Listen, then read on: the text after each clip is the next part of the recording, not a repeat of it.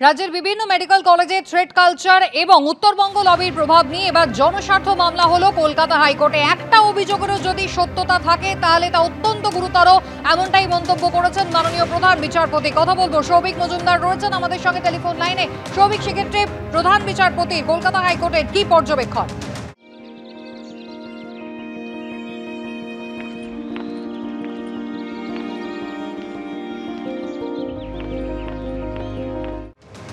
দেখো, প্রথমত প্রধান বিচারপতির তরফে যে নির্দেশ দেওয়া হয়েছে সেখানে তিনি বলেছেন যে এই যে অভিযোগগুলো করা হয়েছে, একাধিক অভিযোগ, সেই অভিযোগের মধ্যে একটিও যদি সত্য বলে প্রমাণ হয় সেক্ষেত্রে এই অভিযোগগুলো কিন্তু অত্যন্ত গুরুতর এবং মারাত্মক অভিযোগ। ফলত তিনি মনে করছেন যে এই মামলার যখন শুনানি বা হিয়ারিং হবে সেই সময় অ্যাডভোকেট জেনারেল উপস্থিত থাকা প্রয়োজন। তার কারণ এই ধরনের যে অভিযোগ এসছে সেই মামলার ক্ষেত্রে তিনিই হলেন একমাত্র উপযুক্ত আইনজীবী, ফলে তার উপস্থিত থাকাটা অত্যন্ত গুরুত্বপূর্ণ।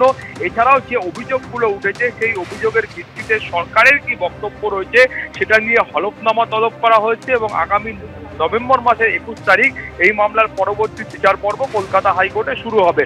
এখন মাননীয় প্রধান বিচারপতি যেটা বলছেন যে এখানে অভিযোগগুলো গুরুত্বপূর্ণ এবং মারাত্মক কি কারণে, সেখানে তিনি বলছেন যে একজন মহিলা চিকিৎসক তিনি কিন্তু সরাসরি বলছেন যে তাকে তার পরিবারের তরফ থেকে একটি ছুরি দেওয়া হয়েছে এবং বলা হয়েছে এই ছুরিটি তার নিরাপত্তার জন্য সেটাকে ব্যবহার করার জন্য, অর্থাৎ কোথাও গিয়ে তিনি যদি নিরাপত্তাহীনতা বোধ করেন সেই ক্ষেত্রে তিনি যাতে এই ছুরির ব্যবহার করেন এবং সেই কারণেই তাকে পরিবারের তরফ থেকে এই ছুরি দেওয়া হয়েছে।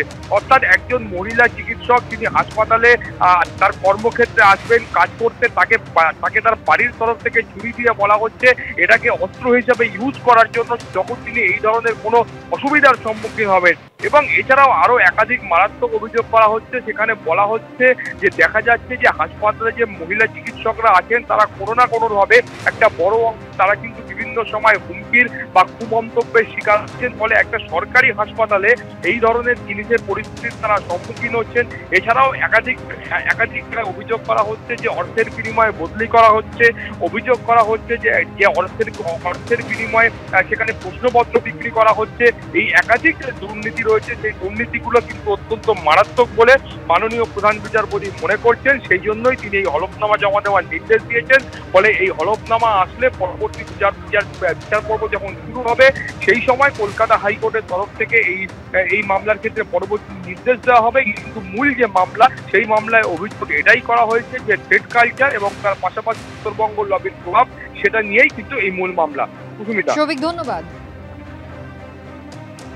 অন্যদিকে আরজিকর মেডিকেল কলেজে আপনারা জানেন যে ইতিমধ্যেই কিন্তু তদন্ত কমিটি তৈরি হয়েছে যারা নিয়মিত জিজ্ঞাসাবাদ করছে এবং আজকে চতুর্থ দিনে পড়লো এই জিজ্ঞাসাবাদ পর্ব। গতকাল 12 জনের সঙ্গে কথা বলেছিলেন তদন্ত কমিটির সদস্যরা, আর আজ 11 জনকে ডেকে পাঠানো হলো।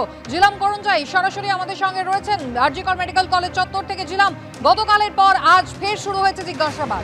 একদমই ইনকোয়ারি কমিটির যে এই জিজ্ঞাসাবাদ, বয়ান নেওয়া সব কিছুই শুরু হয়েছে আজ সকালে, যেটা চলছে 11:30 থেকে এই প্রক্রিয়া শুরু হয়েছে। 11 জনকে ডাকা হয়েছে, যাদের মধ্যে একজন রয়েছেন যাকে গতকালও ডাকা হয়েছিল। গতকাল যে 12 জনকে ডাকা হয়েছিল 5 জনের ক্ষেত্রে বয়ান নেওয়া সম্ভব হয়েছিল, তবে সেই প্রক্রিয়া এত দীর্ঘায়িত হয়েছিল তাতে অনেকক্ষণ সময় লেগে গিয়েছে। যেমন হাসপাতাল সূত্রে জানা যাচ্ছে যে এক একজনের বিরুদ্ধে অন্তত 50 জন থেকে 60 জন অভিযোগ জানাচ্ছিল, ফলে সকলের বক্তব্য নিতে গিয়েই এই সময় লেগেছে। বাকি 7 জনকে পরবর্তীকালে আসতে বলা হয়েছে, তাদের মধ্যে একজনকে আসতে বলা হয়েছে, তিনি এসেও গিয়েছেন, রোহন কুণ্ডু নামে একজন চিকিৎসক, এবং সে ছাড়া আরও 10 জন তারা প্রত্যেকে আসছেন। এবং এই যে বয়ান নেওয়ার প্রক্রিয়া দুপক্ষের সেটা চলছে। তবে গতকাল যে পরিস্থিতি হয়েছিল আজকে সেই পরিস্থিতি নেই বলে হাসপাতাল সূত্রে জানা যাচ্ছে এবং সব কিছুই শান্তিপূর্ণভাবে চলছে, তেমনটাই দাবি করেছে হাসপাতাল কর্তৃপক্ষ এবং যারা আসছেন তাদের তরফ থেকেও। জিলাম, ধন্যবাদ।